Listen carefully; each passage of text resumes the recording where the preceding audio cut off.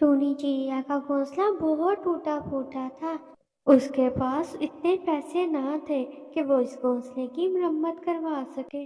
और फिर एक दिन टूनी चिड़िया अंडा दे देती है। उसका घोंसला बहुत कमजोर था। उस घोंसले की तो अच्छे से मरम्मत होने वाली थी, लेकिन वो और करती भी क्या। इसके अलावा उसके पास कोई घोंसला ना था। अब 1 या 2 दिन है, इस अंडे से मेरा सुंदर सा बच्चा निकल आएगा और मेरे सारे दुख खत्म हो जाएंगे। वो ऐसे कहते हुए सो जाती है, लेकिन शायद अब उस पर दुखों के पहाड़ टूटने थे। वो जैसे ही सोती है तो घोंसले का एक हिस्सा टूटकर नदी में बह जाता है और उस छोटी चिड़िया का अंडा भी नदी में गिर जाता है और वो अंडा नदी के तेज पानी में बह जाता है। चिड़िया की आंख भी खुल जाती है। जैसे ही चिड़िया का ध्यान घोंसले पर पड़ता है, वो देखकर बहुत परेशान हो जाती है। उसका घोंसला तो आधा टूट चुका था। ये क्या हो गया? मेरा अंडा कहाँ चला गया? मैं कैसी माँ हूँ जो अपने अंडे की हिफाजत ना कर सके। लेकिन शायद खुशियाँ तो मेरे नसीब में ही नहीं है। वो अंडा बहते बहते दूर चला जाता है और फिर वो अंडा नदी के किनारे पर आ जाता है। धूप बहुत तेज थी, वो सीधी इस अंडे पर पड़ रही थी और अचानक वो अंडा फूटता है और उसमें से एक सुंदर सा प्यारा सा बच्चा बाहर आता है। वो बच्चा डरता डरता वहीं पर एक पेड़ के नीचे बैठ जाता है। यहाँ पर तो कोई नहीं है। जब मैं उस अंडे में था तो मुझे हर समय एक मीठी आवाज आया करती थी, लेकिन वो आवाज किसकी थी? वो छोटा बच्चा क्या जानता था, वो आवाज तो इसकी माँ की थी, जो हर समय उससे बातें किया करती थी। और फिर उसी दरख्त से एक फल गिरता है जिसे वो बच्चा खा लेता है और फिर वहीं पर ही ये बड़े पेड़ के साथ बैठ जाता है। नदी, नदी मेरा अंडा दे दो, इसमें से मेरा बच्चा निकलने ही वाला है। नदी मेरा अंडा दे दो। बहन जी, आप क्यों रो रही हैं और इस नदी से क्या बातें कर रही हैं? मेरा अंडा गिर गया है इस नदी में। अब ये नदी मेरा अंडा मुझे वापस नहीं कर रही। मैं तो अपना अंडा वापस लेकर ही लूंगी इस नदी से, चाहे कुछ भी हो जाए। रानू बहन, ऐसा लग रहा है किसी बड़े दुख ने इसे पागल बना दिया है और ये बेचारी अपना होश खो बैठी है। बहन जी, आप मेरे साथ चले मेरे घर। नदी ने मुझे बताया है कि वो आपका अंडा कुछ दिनों में लौटा देगी। लेकिन ये नदी मुझसे क्यों बात नहीं कर रही? शायद वो डरती है मुझसे। अगर इस नदी ने मेरा अंडा वापस ना किया तो मैं सारा इसका पानी पी जाऊंगी। रानू, इसे अपने साथ ही ले चलते हैं, ये तो बिल्कुल दीवानी हो गई है। और फिर रानू चिड़िया टूनी चिड़िया को अपने साथ अपने घोंसले में ले जाती है।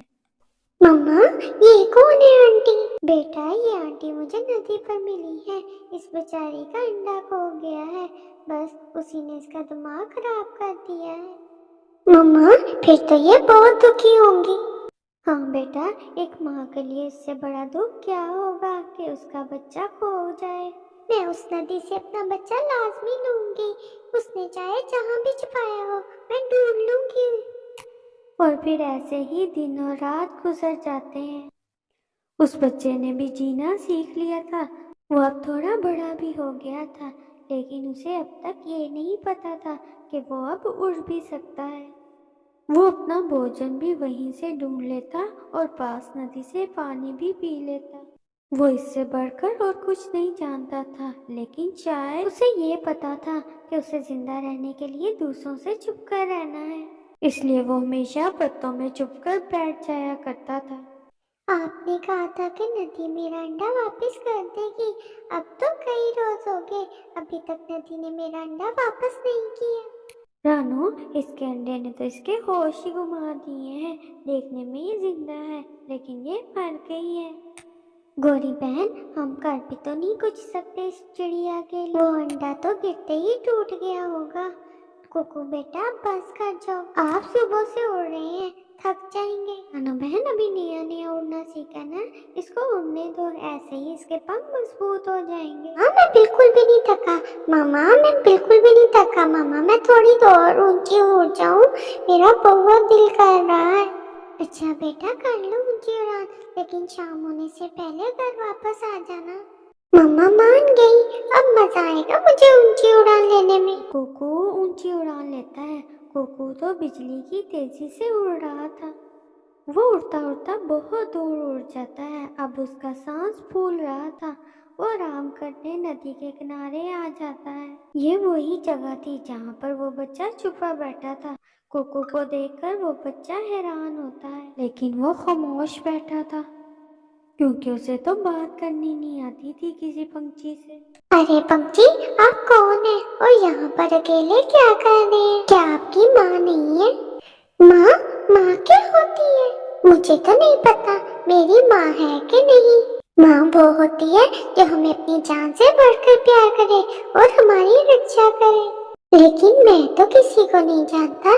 जब मैं अंडे में था तो मुझे कोई मीठी मीठी आवाज आया करती थी, लेकिन जब मैं अंडे से बाहर आया तो मैं अकेला था इसी नदी के पास। नदी के पास? और जब उस अंडे से बाहर आया तो अकेला? ये जरूर उस आंटी का बच्चा है, इसकी तो शक्ल भी मिलती है। मैं भी मामा को बता कर आता हूँ। कोको जल्दी से घर वापस जाता है। मामा, आंटी आपका बच्चा मिल गया। आंटी आपका बच्चा मिल गया, आए और देखें क्या ये आपका ही बच्चा है? कुकू बेटा, आप क्या कह रहे हो? मामा आंटी, आप दोनों मेरे साथ चले। फिर कोको टूनी और रानो चिड़िया को नदी के पास ले आता है। वो आपने कहा था मेरा बच्चा है यहाँ पर, कहाँ है मेरा बच्चा? ये तो वही आवाज है जो मैं अंडे में सुना करता था।